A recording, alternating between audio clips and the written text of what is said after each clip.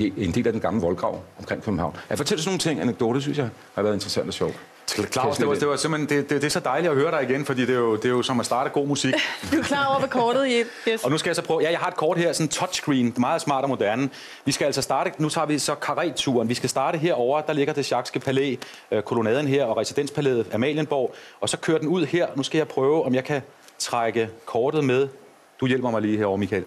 Og så kører kareten ud fra Slotspladsen, så kører den ned her. Op, så kører den vej.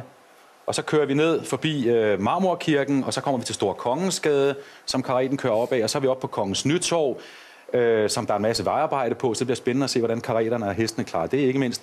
Så skal kareten videre ned af, det kører meget godt for mig, af Strøget, som ligger her, ned gennem Strøget, den verdens længste gågade, så vidt jeg husker.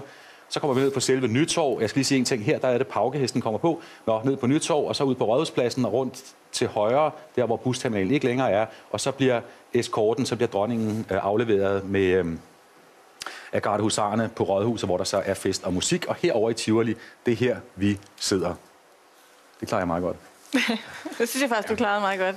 Jeg er meget spændt på at se, hvordan jeg klarer den senere. Det er sådan en slags giga-iPhone. Jeg skal over til den lidt senere og snakke lidt om kjoler. Det bliver spændende. Du klarer det sådan set meget godt. Men altså, som sagt, ruten ender på Rådhuspladsen, hvor der så er reception inde på Rådhuset. Men ligesom vi så det tidligere, der er allerede mennesker på Amalienborg, der er klar, så er der også allerede kommet mennesker udenfor på Rådhuspladsen, hvor du står. Tænder Shore.